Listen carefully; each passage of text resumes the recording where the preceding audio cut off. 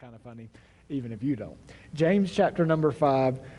James is giving his final encouragements here. He's wrapping up the things he has to say to the church. Remember, last time we were here together in this particular book, James said to the church, "Don't grumble against one another," in verse 9. "Brethren, lest you be condemned. Behold, the judge is standing at the door. My brethren, take the prophets who spoke in the name of the Lord as an example of suffering and patience. Indeed, we count them blessed who endure. You've heard of the perseverance of Job and seen the end intended by the Lord, that the Lord is very compassionate and merciful." No, throughout the book, he's addressed many unique topics of concern, things that are specifically affecting these Jewish believers. And now he's coming to his closing remarks. And in his closing remarks, he says in verse 12, after saying all these encouragements, he's given encouragements to those who are suffering. He's given encouragements to those who are wealthy and are abusing others in the church. I mean, he's given all these different encouragements. And then he says in verse 12, "But above all." So it's as if he's saying, look, out of everything I've talked about, remember this if you don't remember anything. Verse 12, "But above all, my brethren, do not swear either by heaven or by earth or with any other oath. But let your yes be yes and your no, no, lest you fall into judgment." Now I want to ask and attempt to answer really two questions from this text tonight. Number one, I want to ask, what did this mean to the original recipients? And number two, how does it apply to us? And really, that's the way we ought to look at every text. It's not just, what do I think about this? What do I feel about this? We ought to always want to know, how did those who originally received this take this? What was meant to them? Because what was meant to them is the same thing that's going to be meant to us. So we can take it out of context if we don't understand the unique value system, the unique things that were going on among those that were being written to. So let's ask, number one, what did it mean to the original recipients? Now, let's let the text answer that question. Always let the text guide your thinking. We don't have to read into the text. We don't have to add to the text. Let's just let what the Scripture says guide our thinking. Remember, the Bible, most of the time, means exactly what it says. Most of the time, we don't need to look for another interpretation. Just what it says is actually what it means. You don't have to have a degree in ancient languages. You don't have to have a degree in ancient history to understand what God is saying to His people. But now, having said that, it still helps to understand the context that James is writing to in order to really get the full weight, the full meaning of the text. Remember, James is writing specifically to Jewish believers. And that's important because, not to be stereotypical here, but the Jews were and are a very emotional people. Have you ever, if you've watched television, and of course this is sometimes in movies, it's a portrayal, but stereotypes a lot of times exist for a reason. Have you ever seen a portrayal of a boring bar mitzvah or a boring family gathering amongst Jews? No, they're very lively, they're very loud, music's cranked up. The Jews were, especially at this time, and are even still, a very lively people. Middle Eastern culture is a very lively culture. If you compare Middle Eastern culture to British culture, it's like two polar opposites. This liveliness in the culture really overflowed into all areas of their life, including the way they talked, including their speech. It seems from my study, as I've looked at this today, that many commentators agree that the Jews of this time, and there's actually even some ancient writings that allude to this on how the Jews taught, the Jews of this time were particularly prone to overstating issues. They were particularly prone to committing loud and lofty oaths to the things they said. For them, it was not enough to just say yes or no.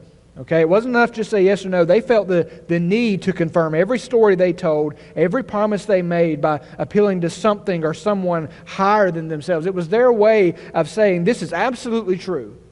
This is true, and it's so true, I swear by the temple itself. Now, to a Jew, to swear by the temple was a big deal. Even though to us it's mortar, it's stone, to swear by the temple was a big deal. Even more, to swear by the name of Yahweh, the name of Jehovah, that was a big deal. And these Jews were prone to not only just saying something, but then they had to always attach, I swear it's true. I swear by the name of Yahweh. I swear by the temple. This habit of overstating the issue and even making drastic oaths Even in their ordinary casual conversation, this wasn't just in business dealings, this wasn't just in certain areas of life. Even in casual conversations, these Jews seem to have got to the place where they were making these big oaths, these big statements. And this became problematic because not only did this kind of language tend to lead towards exaggeration, sometimes this kind of language was used as a cover for lies and for deceit. You remember all throughout the law and even in the New Testament when Jesus spoke, He was often calling the Jews out for keeping certain parts of the law and completely ignoring other parts. Right? You're not taking care of your parents, but you're doing this. All these things. The Jews even, there kind of became this synonymous idea between Judaism and lying and cheating almost. So they have this habit, they're exaggerating things, and when they're not exaggerating, sometimes in their business dealings, they're using these vows, these oaths, really to cover up lies and deceit. It's like when a used car salesman tells you, you can trust this car, I'm telling you this is the best car I've ever sit in, right? You pull out of the parking lot and the thing just falls apart. Basically the same thing was going on in the way the Jews were doing business, the way the Jews were conducting life. They may say, I swear on the name of Jehovah, I would never lie to you. Now, if someone says to you, I swear, even as an American, if someone says to you, I swear on God's name, I would never lie to you, aren't you going to take that a little more seriously? Because that's obviously a religious person. That's someone who's taking what he's saying seriously. What if someone says, as God is my witness, you can trust me? Right? You're going to believe that. You're going to take that seriously. But what if, as God is your witness, you can't trust them? What if, on the name of Jehovah, they would lie to you? See, people who are not sincere in their spiritual beliefs can say these things, and it doesn't affect them in the least because, quite frankly, they're not sure that Jehovah is real or that God is real. So saying those things to them matters nothing, even though it might affect your life. It's in this context, this is what's going on among Jews, and not just among Jews, but among Jewish believers. It's in this context that James writes, above all, after everything I've said, above all, my brethren, you who are part of the church, you who are called to be in Christ, you who are trusting Jesus, above all, my brethren, do not swear either by heaven or by earth or with any other oath. He's saying this is of utmost importance. If you forget everything I've said, don't forget this. Don't swear. Now, this is not to be taken, don't use foul language. That's addressed elsewhere in Scripture. That's not what he's addressing here. He's not saying don't use foul language. He's saying don't make false oaths. Don't take an oath lightly. Don't swear something that you don't know to be true or you can't keep. One of the examples we have in Scripture of someone doing this, using an oath when it really wasn't necessary, was Peter. And in fact, we see Peter was lying when he did it. You remember Peter sitting around the campfire. They're out in the courtyard. Jesus is being tried. He's before Caiaphas, and a servant girl comes up to Peter, and she says, you were with Jesus of Galilee. And Peter denies it. He says, look, I don't know what you're saying. I don't know what you're talking about. But then she comes back again. She went out of the gateway, and another girl saw him and said to those who were there, this fellow, talking about Peter, he was also with Jesus of Nazareth. So the second time Peter denies it, but it's not just that he's denying it. The Scripture says in Matthew 26:72, but again he denied with an oath. I don't know the man. In other words, just like saying, by the stones of the temple or by the name of God himself, I do not know this man. I swear on my mother's grave, I don't know this guy. No, we know, and of course Peter knew what he was saying was true. Why did he use that oath? Because that oath seemed to make him sound like he was not just more serious, but more trustworthy. I mean, if you're bringing God's name into this, then you really probably don't know this guy. Here it's this kind of context, this kind of event that James is addressing when he says, don't swear. He's not talking about your filthy language or inappropriate language. He's talking about taking an oath, making a vow. He says, do not swear either by heaven or by earth, or with any other oath. That literally encapsulates everything. So don't swear on anything physical or spiritual, anything in heaven or on earth, and everything in between. Don't swear on anything. Don't say, I promise this is true based on this. Jesus said in Matthew chapter 5, and really that's what James is playing off of here. He said again, you've heard it said to those of old, you shall not swear falsely, In other words, don't lie. But then he says, but you shall perform your oaths to the Lord. Well, that's true, but then Jesus says, but I take it a step further. You've heard, don't swear false oaths, but then Jesus says, I say to you, do not swear at all. Okay? He said, neither by heaven, for it's God's throne, nor by the earth, for it is God's footstool, nor by Jerusalem, for it is the city of the great king. These were all things that the Jews would have done. You know, we might say, I swear on my child's life. I swear on my mother's grave. You know, something like that. For the Jews, they would have said, I swear by heaven, or I swear by Jerusalem. He goes on and he says, nor shall you swear by your head, because you cannot make one hair white or black. He's saying, don't swear on those things that don't belong to you. Furthermore, don't swear on those things that cannot or will not hold you accountable. Now think about this. When I say, if I was to say, I swear on my mother's grave, well, that sounds very serious, but quite frankly, my mother's grave cannot hold me accountable. It really doesn't mean anything. Here, when they're saying, well, look, I swear by the temple, well, we know the temple, especially in the Old Testament, was the place where God dwelled. After Jesus, of course, that was done away with anyway. But to say I swear by the temple sounded really significant, but all they were actually saying is I swear by a pile of inanimate stones.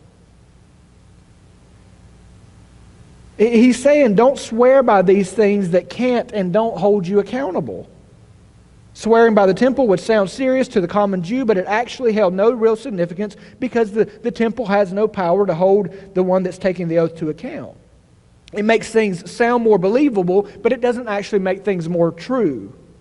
It doesn't actually add truth to the claim. Here he says, don't swear by anything. In Leviticus we're told, you shall not steal, nor deal falsely, nor lie to one another. This is Leviticus 19, verse 11 through 12. And he says, and you shall not swear by my name falsely, nor shall you profane the name of your God. I am the Lord. In other words, when you're making an oath, when you're promising something, when you're taking a vow, when you're promising that something you've said is true, God said to His people, don't invoke my name in this, right? Especially if it's not true. To invoke my name and then not fulfill what you said is to take my name in vain. So to say on the name of Jehovah this is true and it not be true, you've just taken my name in vain. Or to say you can trust me by the name of Jehovah, I'll do this, and then to not do it, it's not just that you've not done that, you've taken God's name in vain. In Deuteronomy 5:11 we're told, you shall not take the name of the Lord your God in vain, for the Lord will not hold him guiltless who takes his name in vain. So what does this mean to these original hearers? In their culture, in their context, this is what's going on. They're just like the other Jews around them who are not believers. They're giving these big lofty statements, these big rash vows without even thinking about what they're saying. And the writer, James, is telling them, don't swear on anything when you know it means nothing. And of course, we're not saying the name of God means nothing. We're talking about when the vow means nothing. Don't swear on anything if you know what you're saying actually means nothing. Don't make rash vows that you do not intend to or will not be able to keep. Don't swear by anything that makes your words seem more credible. Now this does not limit, I'll just say this briefly and we'll move on. This doesn't mean, by taking this doesn't mean that we can never take an oath, we can never make a promise. In fact, you find in the Old Testament and the New Testament that God Himself is a promise keeper, a covenant keeper, an oath maker. You find God's people often by the name of the Lord making statements. It's not saying that that's wrong. It's not to say that one is never to take an oath. It's not to say that one is never to make a promise. Again, the context is it's saying that promises and oaths are to be taken very seriously by us because they are taken very seriously by God. So we're not to swear on anything that means nothing. Okay? Then he goes on, he says, but. He's told us what not to do. He says, this is what you're not to do, but this is what you are to do. He says, let your yes be yes and your no be no. So don't swear to do this or swear to do that. Don't take an oath that your word is truth. Just let your answers be as simple as yes and no. Give simple affirmations. He's saying give simple affirmations without adding any unnecessary complication. Jesus said, let your yes be yes and your no, no. In other words, mean what you say. Let your yes be yes and your no, no. For whatever is more than these is actually from the evil one. Now think about this. Unnecessary oaths, unnecessary vows, swearing something to be true, actually presents unnecessary oaths present opportunities for unnecessary sins. Think about this. Why would we give an oath in the first place? One of the reasons we often would give an oath is that somebody would believe our word and think highly of us. Well, you know what that is? That's a sin called guile. Okay? We may give an oath. We may say, look, I swear this is true, because what we know we're saying is actually not true. Therefore, we want to be believed. That's called lying. Maybe we're saying, look, we've told a story and we know that all the facts in the story, most of it's true, but we've embellished it a little bit to make it funnier, make it more interesting. And then at the end of it, we say, I swear this is true. Right? Why are we doing that? Because we want people to laugh at our story. That's called pride. Yes and no doesn't leave room for these things. Giving simple answers and simple affirmations, just telling a story and then leaving it at that, doesn't leave room for these things. Simple answers keep us from subtle sins. That's why we are told, let your yes be yes, your no be no, because anything more than that is actually from the evil one and can result in evil. He says, let your yes be yes, your no be no, lest you fall into judgment. I think it's interesting here that the word judgment is the word hypocrisis, which is a derivative of the word which we get the word hypocrite from. I'm not 100% sure why it's translated judgment or condemnation in many of your translations, because the word actually should, I think most accurately, be translated hypocrisy, lest you fall into hypocrisy. A hypocrite refers to an actor who stands on the stage and he plays a part. He's not being himself when he's on the stage. He's got a mask on. He's playing a part. He's saying here, say what you mean, say yes when you mean yes, say no when you mean no, and don't add anything else to it, lest you fall into hypocrisy. It's translated judgment or condemnation. I think the reason, the whole idea behind that is in playing a part, you will be found untrue. You're not being true to yourself. You're not being true to the facts. And in being found untrue, you will be judged. You will be condemned for your rash vows and your empty oaths. So this kind of speech, what does this mean to the early church? This kind of speech was completely unnecessary to the Christian life, because really in the end it's only going to tend towards evil. It was not only unnecessary, but it was sinful and really contrary to the nature of God. You see, God is a covenant keeper. When God swears, He swears by His own name, because there's nothing higher He can swear by. So when He swears by His own name, there's nothing higher that can be appealed to. When He swears by His own name, there's nothing higher that He can appeal to. Whatever He says by His own name will come to pass. And He's not wrong in doing this, because God never says anything to make Himself look better. Do you realize God never has to, like we try to say things, tell the story in a way that makes us look better. God never has to say or do anything to make Himself look better, because He already looked good to begin with. If the story is told accurately, if the truth comes out, God always looks good in the end. So God never has to use guile to make Himself look better than He actually is. When He swears by His own name, there's nothing higher that He can swear by. When He tells a story or gives an oath, He's always telling it in the truest sense, in the best light. He only says what is true. He always does what He says He will do. God never makes rash vows. Think about this. Even the covenant of our redemption was not just something that quickly God had to respond to the sin that happened in the garden. Our covenant of redemption was something that was thought through and established from eternity past. Okay, it wasn't that God had to scramble real quick and say, oh man, I didn't know Eve was going to do this. We got to make up a plan. No, from eternity past, God had established a covenant of redemption, not just with man, but between Himself. The Father, the Son, and the Spirit had established this covenant of redemption. God doesn't scramble and make quick statements or quick vows. He's a covenant keeper. All of His covenants, all of His oaths have been established in His own character. When He says He'll do something, He swears by His own name, and there's nothing higher than that to swear by. So if God is a covenant keeper, if God keeps the oaths He makes, if God has even, in a sense, thought through the oaths He makes, then He expects us to as well. Therefore, to give more than a yes or a no is to endanger ourselves, even if it's unintentionally. We may sin by just giving more than a simple answer. We may sin, and therefore we may be condemned as a hypocrite who said one thing but did another. The message to those who first received the letter was clear. If I can just put it this way, don't embellish your speech with rash oaths that your words cannot measure up to. So now how does this apply to us? We know what was going on in their context, but how does this apply to us? Obviously, first of all, it calls us to be very cautious about what we say and how we say it. Can we all admit, and I'll be the first in this, that we are not near careful enough with our words? Can't we all admit that? You know what? One of the things I find myself most guilty of is saying things, because I like to make people laugh, and I'll say something to get a laugh, and as soon as I said it, I'll realize either it was inappropriate, it went too far, it made somebody else look smaller than I. You know, that's one thing that I find myself being guilty of. That, in my sense, is one thing I find myself being guilty of, and it may be something different for you, but for all of us, maybe it's not that you say things that you shouldn't say. Maybe you react in anger and say things. Whatever your particular case is, we could all say that we know we need to be way more cautious about what we say and how we say it. Because even when we think something is not a big deal, that doesn't mean that God doesn't think it's a big deal. In Matthew 12, verse 36, Jesus said, and he's an expert on pretty much everything he talks about. Jesus said, I tell you that everyone will have to give an account on the day of judgment for every empty word they have spoken. That verse comes up in my mind a lot.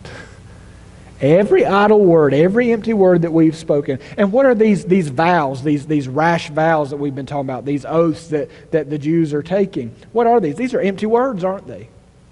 And according to Jesus, when we stand before God, we're going to give an account for every empty word that has been spoken. He said this, for by your words you will be acquitted, and by your words you will be condemned. You see, our words matter to God even when they don't matter to us. Sometimes we say, well, yeah, I was just talking though. See, but that was the problem, right? God expects truth from us at all times, in all instances. And we might think, well, just adding a little, I swear that's the truth to the end of the story is not a big deal. But it is a big deal if the whole story wasn't the whole truth. If there was part of that story that wasn't completely true, and we're aware that wasn't completely true, to say, I swear that's the whole truth, is actually to use empty words. We may call something harmless. We may say, well, look, that was just a harmless embellishment. But what we call a harmless embellishment, God actually probably calls a lie. So we're called to carefulness with our words, because our words will one day take the stand against us. Now, with these thoughts in mind, I want to close. And like James here, when he says at the end of the verse, in verse 12, James basically says, but above all, right? So it's like he's closing, but he's not closing, because we still got a whole other message in this. So when I'm saying I'm closing, I'm really not closing at this point. Just go ahead and get that in your head. I do want to say, but above all, okay? There's two or three things that I think that we can take away from this, encouragements that are here that are not directly said, but are implied in the text that we can learn from. Number one, I want to give a few encouragements for us that are believers, especially about how we talk. Number one, I want to say, don't let your lips outrun your facts. Don't let your lips outrun your facts. Maybe not for you, but I do think for most of us, it is very easy to embellish our stories if we're not careful. Because we want people to laugh at the story. We want people to know how serious the moment was. So if we're not careful, we can add things to the story, or we can leave things out, conveniently leave things out of the story, and actually we're changing the truth of what really happened. You see, it's very easy to talk without thinking. Therefore, as believers, we should be careful to think through our responses, the things we say, before we give them. Not only is it really easy to embellish, and we're probably all guilty of that. I've been around a lot of pastors, a lot of meetings, and I've heard pastors tell some of the same stories in different instances. And it's amazing how much bigger the story got since last time I told them. And since last time they told it. And it got a bigger laugh, too. And it got a better response, too. I've even heard, and I'm not going to name names, but I've heard pastors or preachers get up and tell stories as if something happened to them when I heard somebody else tell that same story as if it happened to them. So then I'm wondering, who did it really happen to? Because it didn't happen to both of them in that exact same way. Maybe just doing it to get a laugh, but in reality what we're actually doing is we're embellishing or we're just flat out lying. It's not only just that it's really easy to embellish. Do you realize that sometimes in our speech we take oaths without even realizing we just did it? We make a vow without even realizing that that's what we've just done. I already mentioned this, but we use phrases like, I swear on my mother's grave. I swear on the Bible, as God is my witness. Do you really want God to be your witness on what you just said? There are other, those are kind of obvious things that we will say that because we want people to believe what we're saying, and in wanting them to believe what we're saying, we'll add that to it to endorse that this is really true. Okay, but there are other subtle ways that we do this. We say, well, I swear I'm telling the truth. Now think about this. As a Christian, it should not be necessary that when you finish saying something that you have to say, I swear I'm telling the truth. As a Christian, that shouldn't be necessary. Our testimony should be such that if we are speaking it, everyone in the room already assumes we're telling the truth. Right? There's a few people, and we've all got people in our life, it's different for each of us, but there's a few people that I'm suspicious of everything that comes out of their mouth. I'm suspicious of everything they say because they're known to lie. And it's funny too, sometimes people don't know that you've caught them in lies. So they continue lying, not knowing that you've known from the beginning it was false. There's a few people like that in my life, and what I've noticed with those people, and as I say this, people are probably going to start popping up in your head. You're going to notice that those people often, in what they say, they often feel it's so necessary to swear what they're saying is true, even if nobody challenges it, right? Even if nobody calls it out, they've still got to say, I swear that's true, that really happened. I think that the reason they do this is because subconsciously they realize either A, that people don't believe them, or B, they realize that they're aware that what they're saying is not completely true, so maybe it's even an effort to convince themselves. They always end it with, that's the truth, I swear that really happened, right? When nobody even said it didn't. Whether you are one of those people or not, we should all be very serious about what we say because God takes our words seriously even if we don't. So I encourage you to be very diligent about not letting what you say define the truth, but rather let the truth dictate what you say. Does that make sense? In other words, don't make what you say be the truth everyone hears, even if it's false. Rather, just tell the truth to begin with. Seek to be accurate, and this is something all of us need to hear. In everything we tell and everything we say, we should seek to make sure we are being accurate in the way we're representing things. And if we discover that we're not, and it's not even intentional, we discover that the way we said something probably didn't really present it correctly, we ought to go back and correct ourselves, even if it means humbling ourselves. So don't let your lips outrun your facts, number one. Number two, say what you mean and mean what you say. Of course, there's two parts to this, so let's look at each part real quickly. Number one, say what you mean. Yes and no are very clear words with very clear meanings, aren't they? Now, in our culture, you got all this crazy, yes doesn't always mean yes and no doesn't always mean no. But can I tell you something? Yes means yes and no means no. It's really pretty simple. Though the text does not say this, I think we can draw an important conclusion from let your yes be yes and your no be no. In other words, I think we can draw this conclusion: make sure the words you use mean what you mean. It's important that we be careful not to allow ourselves to be purposely ambiguous or misleading in our conversations.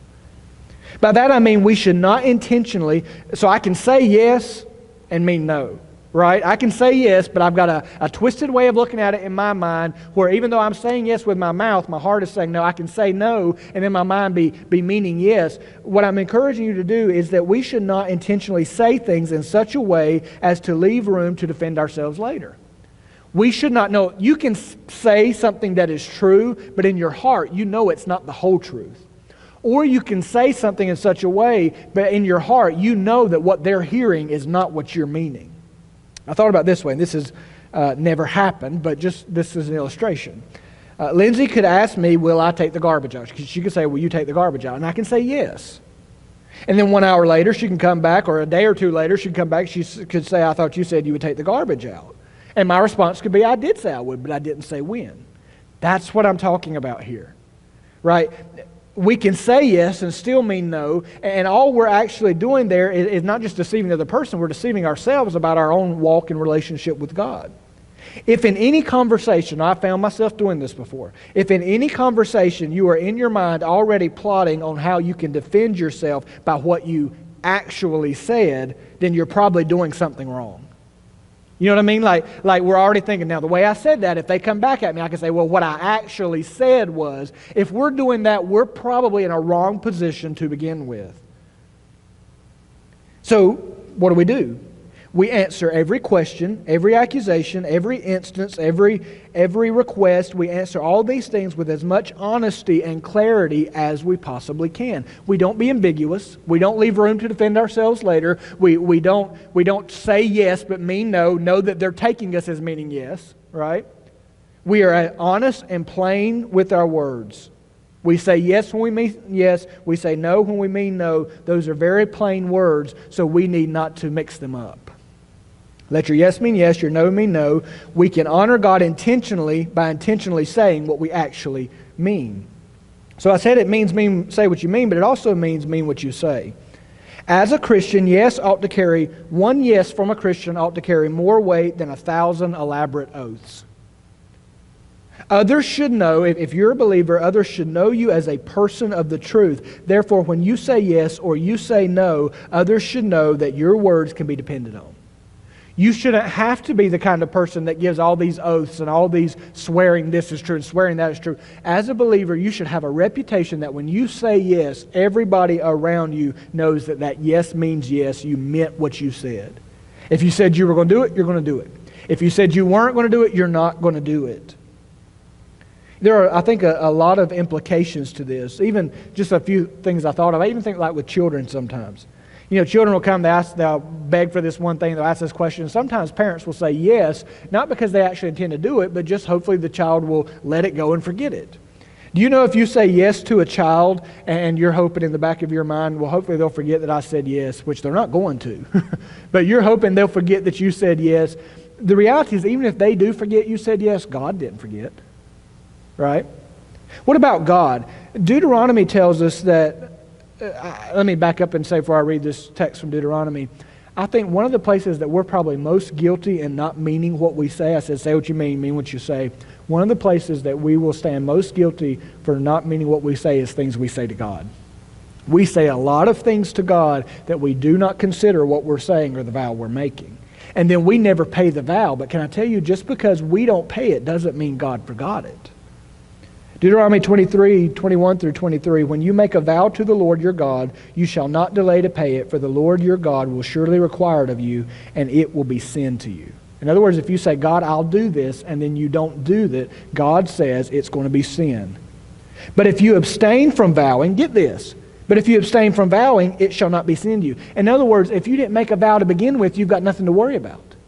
If you kept your mouth shut to begin with, you'd have nothing to worry about, is what God's saying. We make these vows sometimes trying to bargain with God. And I wonder how many people have said, God, if you let me live through this, I will serve you the rest of my life. And they have yet to give him an ounce of energy. Or how many people, if you'll take care of this particular need, God, from now on it's me and you. And not one ounce of energy has gone towards God. I'm not one, or let me back up and just say, I was going to say, I'm not one who believes that God can be manipulated. Let me just say God can't be manipulated. Right? When we say, if you'll do this, I'll do this, it's not as if God gets on our exchange program. That's not the way it works. But I do believe when we make these commitments to God, God expects us to then keep those commitments. He says that your God will require it of you, and it will be sin if you don't do it. If you abstain from vowing, it shall not be sin to you. That which has gone from your lips, you shall keep and perform, for you voluntarily vowed to the Lord your God what you have promised with your mouth. Have you ever promised maybe to give God a financial gift and then something else came up and suddenly the promise to God is not as important? Can I tell you something? God doesn't forget that promise. And it's not as if God is sitting up there checking his account, seeing if your part's been deposited yet because he really needs it. No, it's not like that. It's that God takes what we say seriously and wants us to take what we say seriously. In all areas, if at all possible, do what you said you would do, especially in relation to God. God has probably been lied to more than anyone. No, let's just say God has definitely been lied to and lied about more than anyone. Especially when it comes to God, we are to do what we say we're going to do. We're to mean what we say, but really not just to God, but in every area of life. When we say it, we should mean it. And I think that goes over into saying that we should be very careful not to make promises we can't keep. One illustration I think about there, when I was in hospice, if a parent died, what you'd often find then is the child, especially if it was a young child, they would get really afraid that they were going to lose their other parent. Because they don't completely understand how death works. And so then what would happen is the parent would say, I'm never going to die. right? I'm always going to be here. That sounds good, it sounds comforting, but the parent can't say that, can they? They can't with assurance tell that child, I'm never going to die. So what happens when that parent dies as well? Well, then that child is knocked into complete oblivion, whole life out of control, because everything they've been told was false. Now, I would always encourage parents, there's a lot of ways you can say it without making promises that you can't actually keep. There's a lot of promises that we make, and we mean very well in those promises, but in reality, sometimes those promises are beyond our control. They're things that we have no say over. And we make promises, we take vows, but we can't actually control those things. I think that when we mean what we say, we ought to make sure that the things we say are areas that we actually have any control in to begin with. So, number one, first encouragement was, let me find it and I'll tell you what it was. The first encouragement was don't let your lips outrun your facts. Number two, say what you mean and mean what you say. The third encouragement is simply say a little and save a lot. Say a little and save a lot. A few words can often accomplish so much more than many words can. Saying yes or no, those are two terribly small words, aren't they? But they're very clear words. Saying yes or no may seem like a terribly small response compared to making a great, inspiring oath, but saying less will always keep you out of more trouble. The more our mouths are open, the more chances there are to stick our feet in them, right? The reason we end up with our foot in our mouth so much is because our mouths are open too much. That's the problem. For whatever reason, when there's silence, I'm guilty of this. I'm very guilty of this. When there's silence, we feel like we have to fill it. So we just start talking. Do you know that is absolutely one of the worst things you can do? Because in our efforts to fill the silence, we're not even going to really think about what we're going to say. We're just going to start talking. And no telling what's going to come out when we just start talking. For whatever reason, we feel like we have to fill the silence. And sometimes when we try to fill the silence, we also fill our mouth with our foot. The less we have to say, the less we will have to answer for. Just hear again what James says. He said, let your yes be yes and your no be no. Two very small words. And now, of course, he's not limiting our vocabulary and saying these are the only two words you can use. But again, I want you to see these are two small words, but they can really say just about everything you need to say. The less we say, the less we will have to answer for. Have you ever said something, and as soon as you said it, thought to yourself, if I had just, maybe you're in a confrontation, you're in a situation with somebody, and you finally got some things that you actually have to say. There have been a couple instances, even since I've been pastor here at Crestwood, where I've had to sit down with people and say some very difficult things. I mean, very difficult things. But that being said, if I had not been careful, if the Spirit had not led me, I could have said much more than I needed to say. Have you ever been in a confrontation or in some situation with someone when you say what you need to say, but you don't stop there? You keep going. And it's not what you needed to say that's the problem. It's all those extra things that you say that becomes the conflict. Have you ever thought to yourself, if I had just stopped with what I needed to say, I wouldn't be in this mess. If I had said less, I wouldn't be in this mess. Maybe you find yourself blurting something out, and I've done this. I find myself blurting something out, then as soon as I say it, not only do I realize I can't defend it, I realize I don't even agree with that. It wasn't a very smart thing to say. It wasn't a very intelligent thing to say. It wasn't even a very true thing to say. The less I say, the less I will one day have to answer for.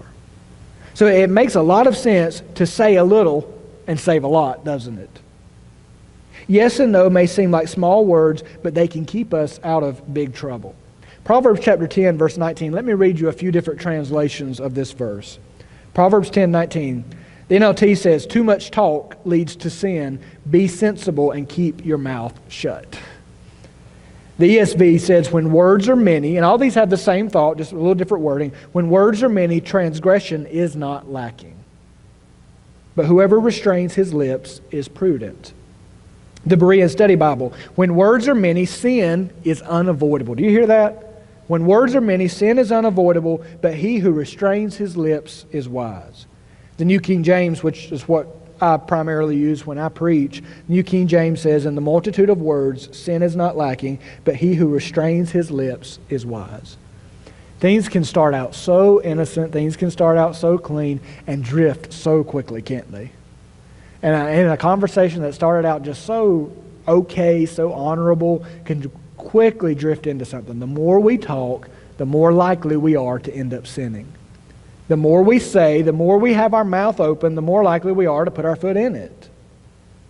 The more we say, the more opportunity we have to sin. So really, the less we say, by using a few words, we can save ourselves a lot of trouble. I also thought that the less we say, the more time we have to do.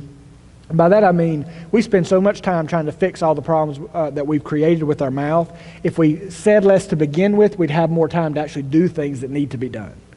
We'd actually have more time to be making investments that are healthy, investments that are worthwhile. But we spend so much of our life trying to clean up our own messes because we said too much. Yes or no would have done, but we said a whole lot more, and then we end up with a whole lot more regrets as well. Of course, James is not trying to limit our vocabulary to 2 words, but I think there is a hint here. He's trying to spare us from the mountains of trouble that our words can cause. Therefore, in a sense, he tells us, say less and save more. No, I'm finished here. You might be thinking, with everything I've said tonight, that sounds like a lot of work. Everything that sounds like a lot of work, you might even be thinking, I'm going to have to be careful with everything I say. And to that, I just want to say, if you're thinking, it sounds like I just need to keep my mouth shut, to that I just want to say, exactly. That's the point. We must be careful in every area of life, especially in our speech, not to rob God of glory or draw attention away from the gospel. And by the things that we say, we can do that. Whether it's in saying too much, whether it's in saying something that's not true, we can rob God of glory. We can draw attention away from the gospel because as a believer, we're known as a person who's not trustworthy. A person who blabs, a person who embellishes, a person who swears to things that aren't even really true. It is funny, in this age, I always get a little cracked up with people when they tell lies that are so easy to figure out. You know what I mean? Like when somebody tells a lie and like it's so easy to go back and check the facts and see it's not true. In this age, it makes no sense to me for some, especially a public figure, to tell a lie because it's going to come out. Right? The truth is going to come out. Save yourself as a believer, save yourself from trouble by just telling the truth to begin with. Let your yes be a yes and your no be a no. Say what you mean what you say. When we don't do that, we don't only distract from our own reputation, we distract from the reputation of Christ, His church, His gospel. Because if that gospel is not powerful enough to change us in the way we talk, then what power does it have for anybody else? Therefore, James says, above all, my brethren, do not swear, do not take an oath, either by heaven or by earth or with any other oath, but let your yes be yes, your no, no, lest you fall into judgment.